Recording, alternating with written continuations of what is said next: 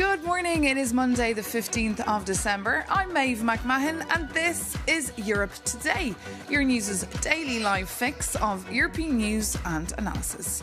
Coming up today, after spending his Friday on the front line in the embattled city of Kupiansk that Moscow claimed to have captured, Ukraine's President Zelensky has moved on to Berlin.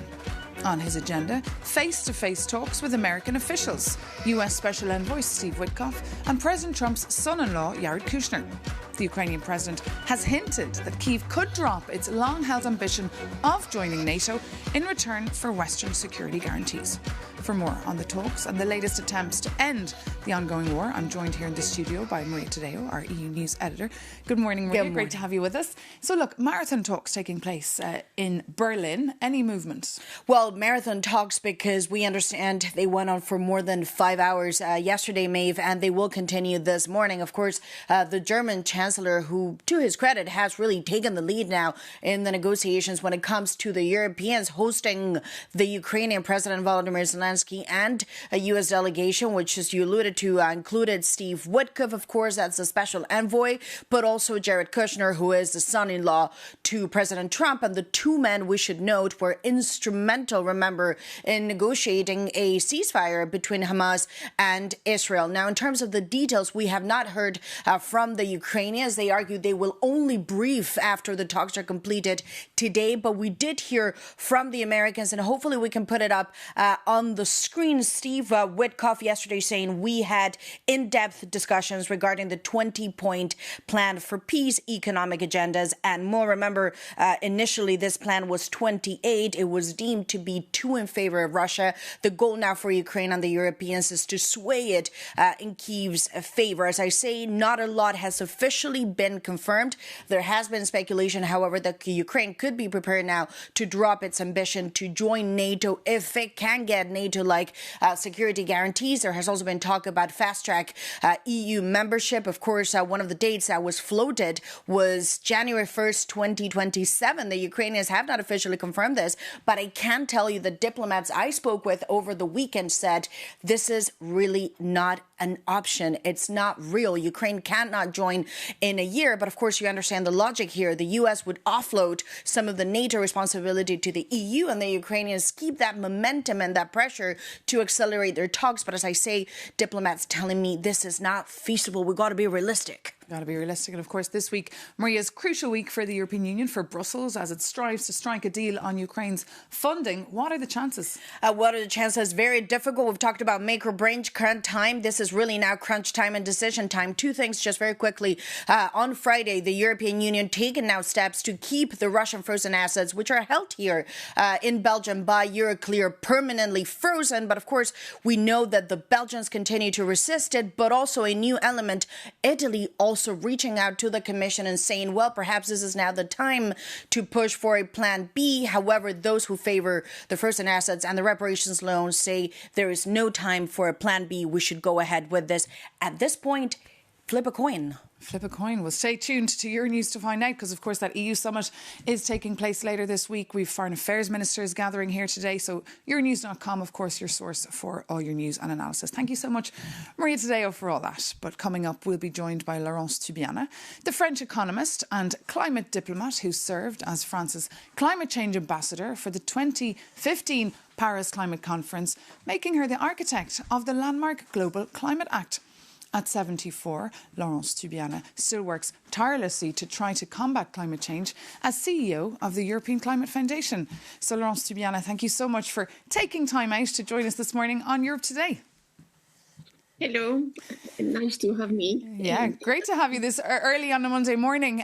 Laurence, look, minds are occupied, as you've heard there, with the ongoing war in Ukraine. So the climate emergency has kind of been politically parked here, if you like, in Brussels. But 10 years on from the Paris Agreement, are you confident it is still intact? It's not, meaning it works, but not to speed enough. It works because we have seen a major transformation of the world economy, in particular in the green technology, the rise of China investment in renewable energy, the fact that almost all countries have a climate law now since Paris, and 88% of global emissions are covered by a commitment to be net zero by the mid-century. So, and you see every day, even the public awareness is absolutely non-comparable. Even the media, I think, now understand the problems because, of course, climate change is now, unfortunately, really putting enormous stress on many, many countries and many, many societies every year these days. But we have a climate change denier in the White House, President Donald Trump. How does that impact your efforts? I think it's very damaging, more than probably the first moment when Donald Trump decided in 2017 to withdraw from Paris Agreement. And you see the pressure, of course, on many countries, in particular small countries, and you see more aggressivity for the oil and gas producers that really want the Paris Agreement to be delayed or blocked. And so we feel the pressure. It's a very difficult geopolitical situation. But the interesting thing is at COP30, you have 85 countries that decided to plan for a way out of fossil fuel. You know, so on one side, nobody, minus, of course, US has decided to withdraw from Paris Agreement. The second element is now there are countries that more decided than never to get out of the dependence from fossil fuel, including Brazil. So you think that was a success? Because many would have considered that a failure, the COP30 this year in Brazil. It is not. It's complex, of course. Again, it's more violent and aggressive than has never.